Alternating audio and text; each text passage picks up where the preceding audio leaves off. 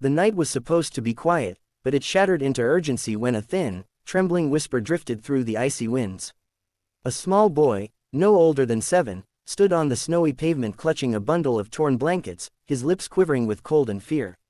His voice was barely a breath when he looked up at the towering man stepping out of a sleek black car and said, "Sir, my baby sister is freezing." In that moment, time slowed. The air felt heavier, and behind the boy's wide, desperate eyes was a story the world had ignored for far too long. If you believe in kindness, second chances, and the power of humanity, please like, comment, share, and subscribe to Whispers of Kindness so stories like this keep reaching hearts that need them. The man the boy had spoken to was Aaron Halim, a CEO known across the city for his sharp mind, cold demeanor, and relentless pursuit of perfection. To the world, he was a storm dressed in expensive suits, someone who never slowed down long enough to feel anything.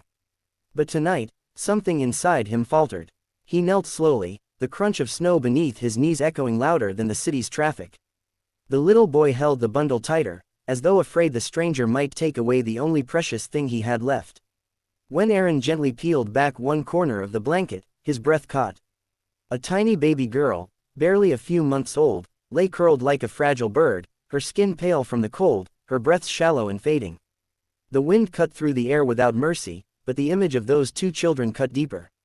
Aaron had seen poverty, he had donated to charities, and he had signed countless checks, but he had never witnessed desperation this raw, this real, this immediate.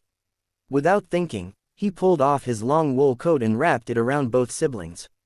The boy's small shoulders sank as though the warmth alone was enough to break him.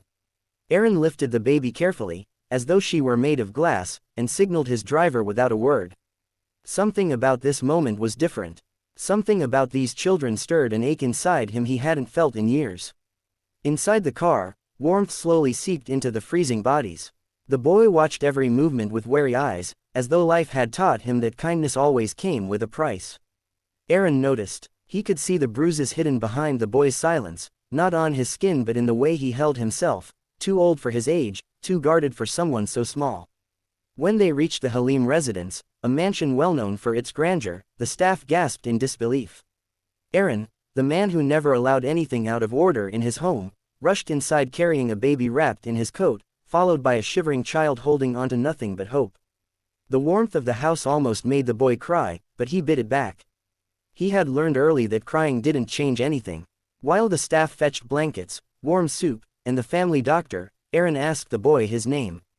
In a quiet voice, he said his name was Rafi, and the baby was his sister Maryam. Their mother had passed away months earlier, and their stepfather, if one could even call him that, left them locked out of the house when he grew angry at their cries. They had nowhere else to go. That night had been colder than any night before, and Rafi had done everything to keep his sister warm, even giving her his own thin sweater, but he was losing the fight against nature. When he saw the CEO step out of his car, something inside him whispered that this might be the only chance left. As the doctor examined the baby and assured Aaron she would recover with proper warmth and care, Rafi stood frozen near the door, unsure whether he was allowed to stay. Aaron motioned him forward, offering a soft blanket, but the boy refused to sit down, too afraid comfort might be taken away. Aaron saw the hesitation, the fear, the instinct to run. It reminded him painfully of a past he had buried, of a little boy he once was, sitting alone in a cold orphanage after losing everything he knew. Maybe that was why the sight of Rafi pierced deeper than anything he had faced in years. Over the next few days, the mansion slowly transformed. Laughter, which had long been absent, began echoing faintly in the hallways. Rafi followed the housekeeper around curiously, always staying quiet but watching everything with bright, cautious eyes. Maryam, now recovering, would reach for Aaron's tie every morning with her tiny hands, and he couldn't help smiling despite himself. His employees were stunned. The unshakable CEO who never smiled was now seen cradling a baby in board meetings and checking Rafi's homework during lunch breaks. But life never changes without challenges.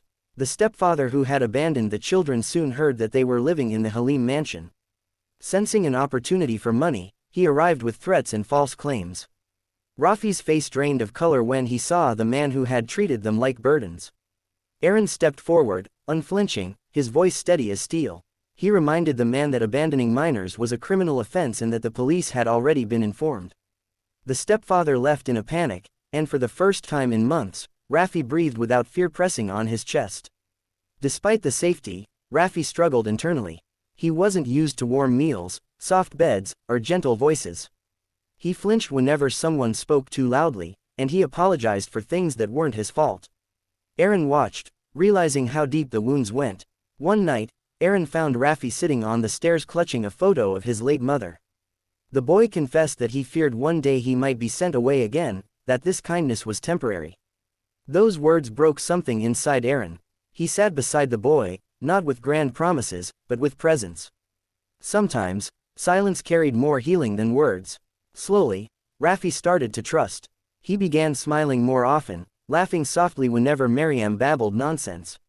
He helped the staff with small chores and proudly showed Aaron every star he earned in school.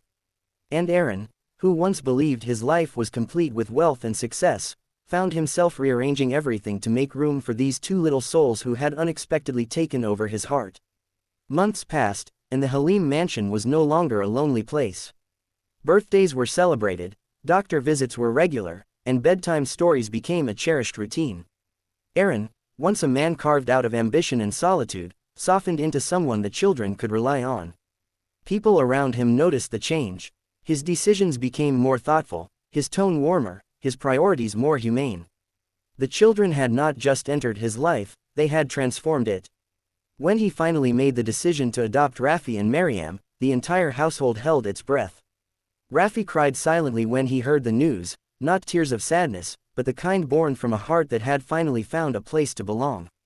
Aaron held him close, realizing in that moment that family wasn't something he had lost, it was something he had been waiting to build. If this story touched your heart, please like, comment, share, and subscribe to Whispers of Kindness. Your support helps these stories reach more souls who believe in compassion and humanity. Before you go, please comment, kindness can change a life.